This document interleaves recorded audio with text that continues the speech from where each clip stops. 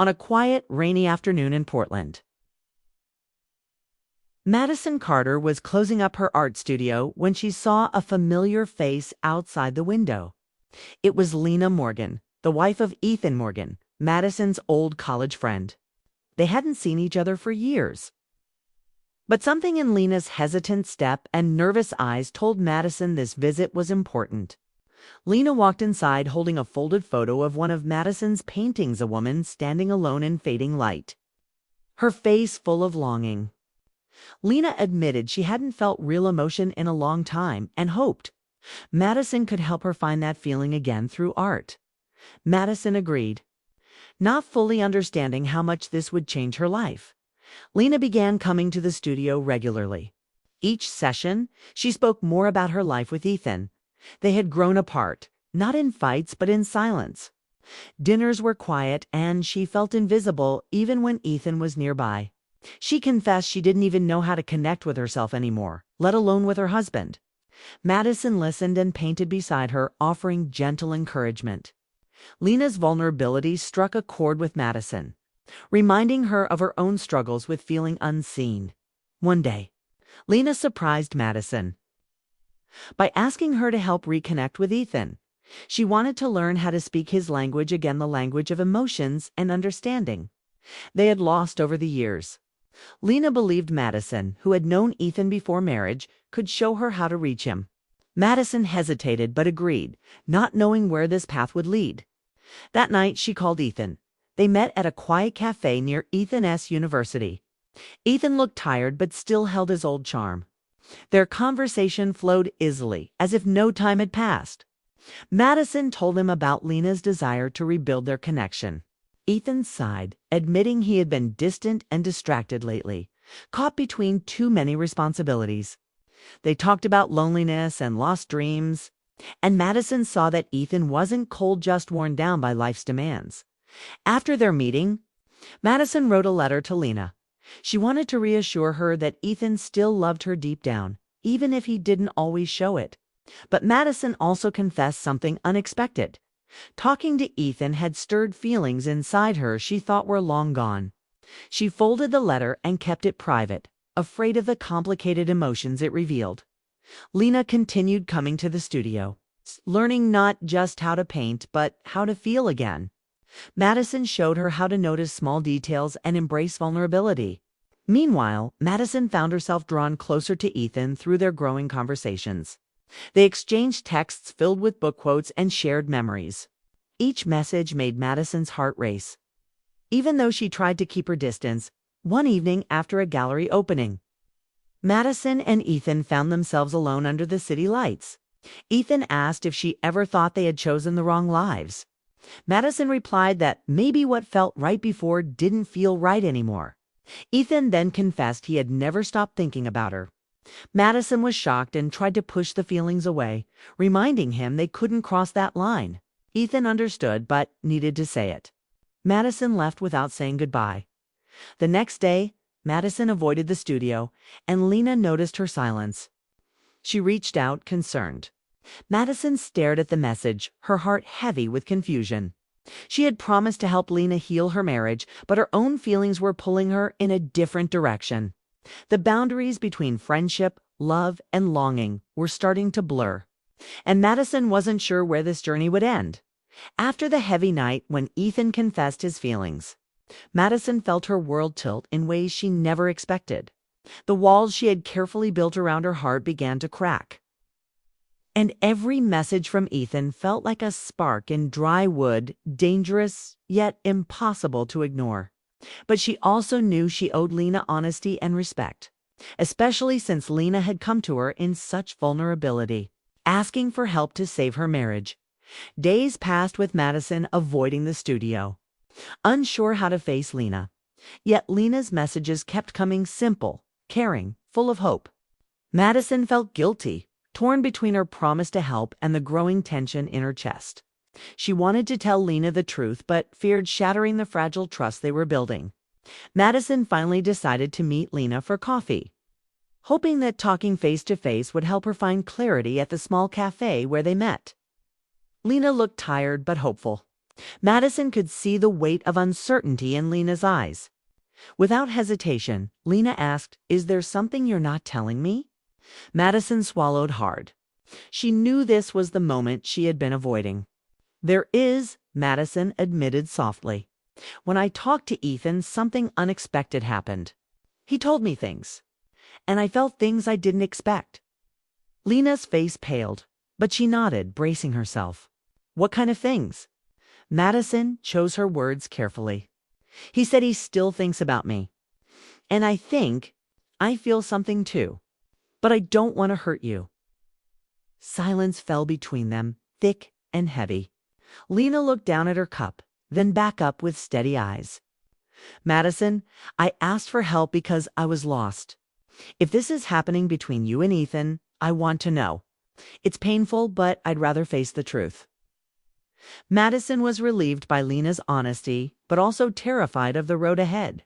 They agreed to keep talking openly, even if the truth was complicated.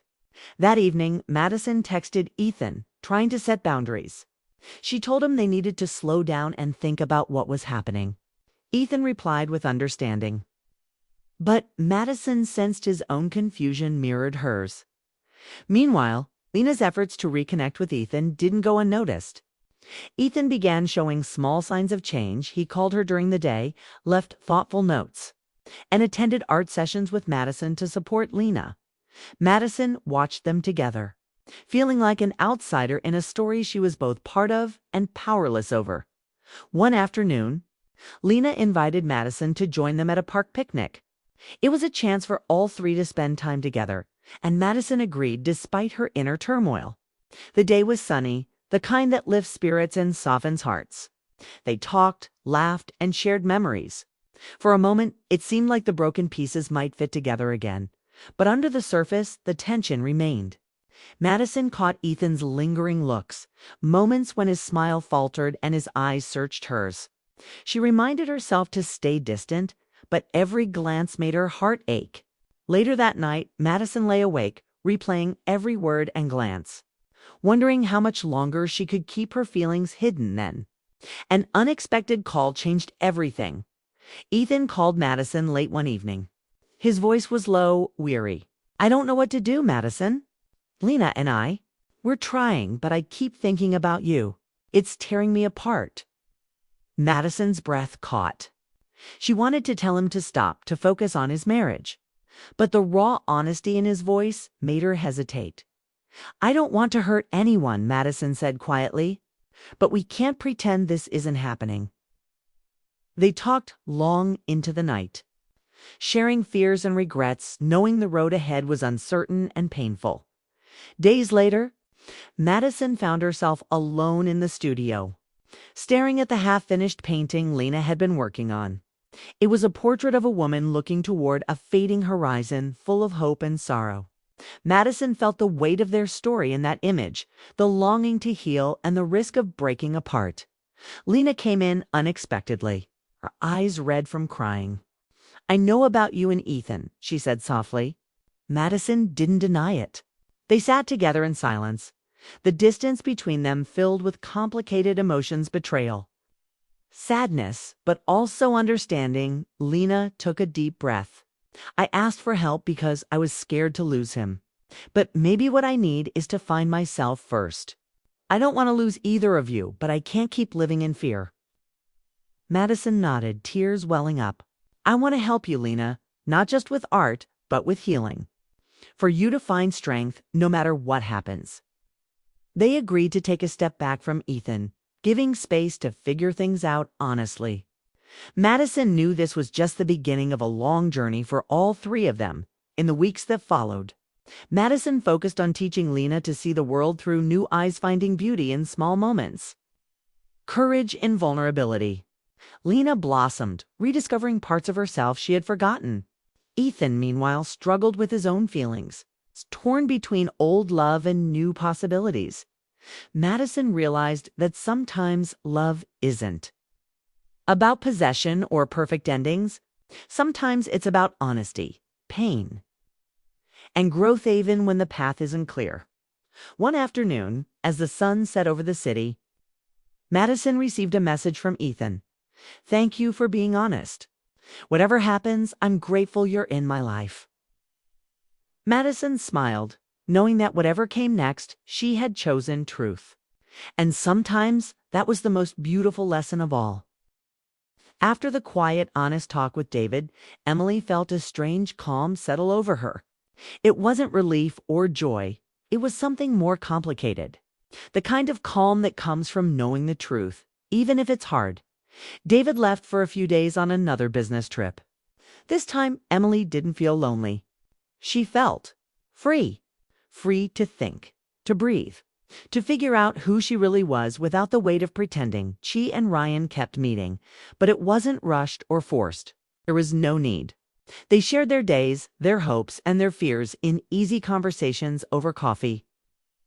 Long walks and quiet dinners. Ryan was patient with her. He didn't push for more than she was ready to give. And Emily liked that. She liked feeling seen, but on her own terms. One afternoon, Ryan invited her to a photography exhibit he was helping organize. It was small but beautiful portraits of real people caught in moments of truth. As they walked through the gallery, Emily stopped in front of a photograph of a woman standing alone on a cliff, looking out over the ocean. The wind pulled at her hair and dress. "She looks strong," Emily said. Ryan nodded, and a little scared. Emily smiled softly. "That's how I feel sometimes." Ryan looked at her with understanding. "It's okay to be scared. It means you're alive." That night, Emily went home and sat at her painting desk. She opened her brushes and started to work. This time, the colors were bright and bold. The strokes were confident. She painted a woman standing at a cliff's edge, hair flying in the wind. Eyes full of hope and fear all at once. She didn't think about David or Ryan. She thought about herself. David called her the next day. His voice was quieter than usual. Double quotes, "Emily, can we talk?" "Really? Talk?" She agreed. They met at a small cafe near her house. No pressure, no expectations, just two people trying to understand what was next. "I've been thinking a lot," David said. "About us. About what we want." Emily nodded. "Me too. I don't want to hold you back," he said. "If you need space, time, or something else, I want you to have it." Emily took a deep breath. "I don't know what I need yet. Neither do I," he replied. "But I want us both to be happy, even if that means apart." It was one of the hardest things Emily had ever heard, but it was also the kindest. They smiled at each other, a smile full of understanding and sadness. They weren't enemies, just two people who had loved, grown apart, and were learning to let go.